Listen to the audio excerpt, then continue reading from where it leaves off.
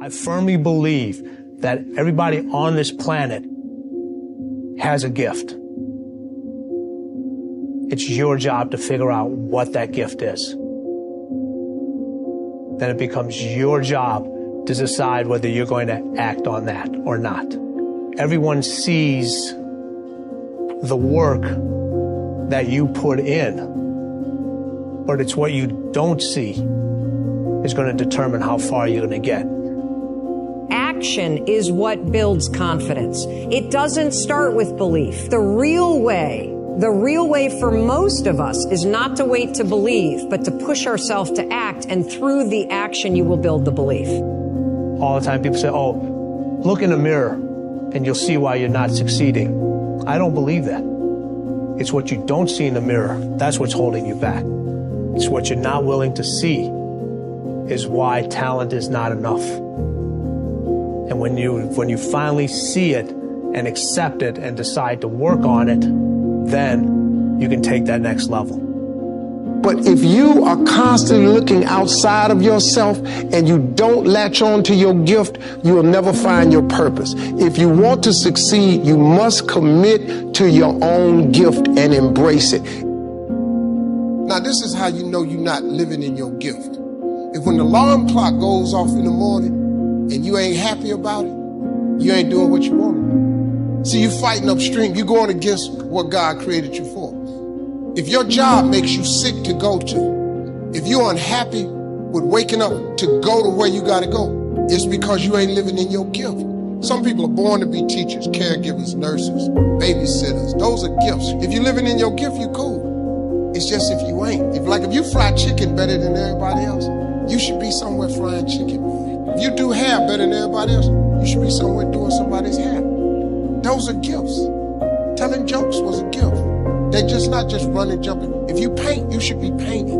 If babysitting is what you really do, you should be babysitting. You're doing anything. If you fix cars, you work with your hands. You're supposed to be working with your hands. You do anything else, when that alarm clock go off in the morning, you ain't gonna like it. Now, if you waking up, you going down there, they ain't paying you what you want. You hate your coworkers. You're down there, your boss has no business being your boss. I just never thought that anybody should be in charge of me.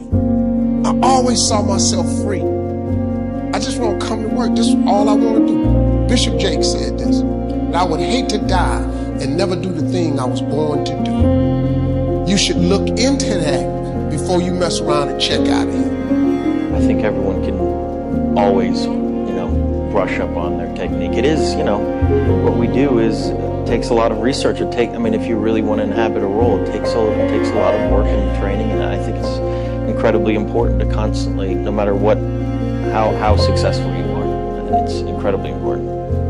One thing we've failed to do in the educational system is alert people that if you're doing what no one has done before, stuff goes wrong.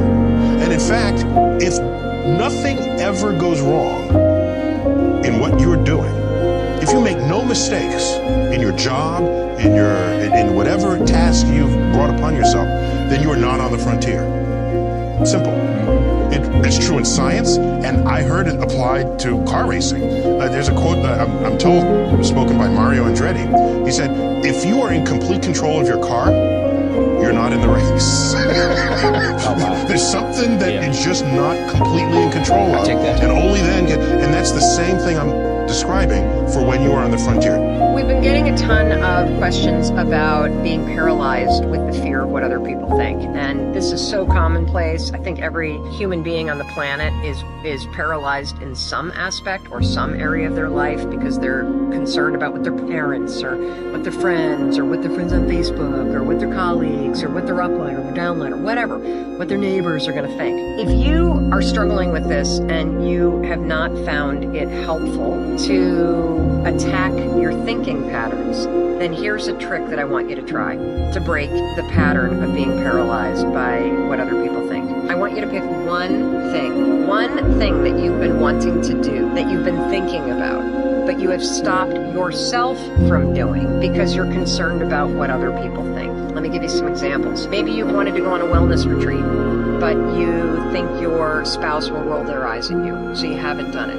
Maybe you have a particular Facebook post or a blog. So many of you want to start a business or start creating art, but you're terrified of putting yourself out there because of what other people will think. Today, we're going to break that pattern. What you're going to do is you're going to pick one thing you've been stopping yourself from doing, and you're going to do it. You're going to do it. And the reason why I want you to do this is because I know that if you're still paralyzed, you have not been able to change your thinking patterns yet. That's cool. No problem. We're going to try a different tactic. I want you to change this paralysis through action. Because if you sign up for that class, if you go on that retreat, if you create your art, if you post that blog post, if you start that business, you will be proving to yourself through the actions that you're taking that you don't care what other people think. Try that today. Let me know, number one, what you stopped yourself from doing, and number two, what you're committing to doing today. Because one way to break this is to attack the thoughts and change the thoughts and get into action first. The other way to do it is to recognize that you're paralyzed, pick one thing that you're going to do,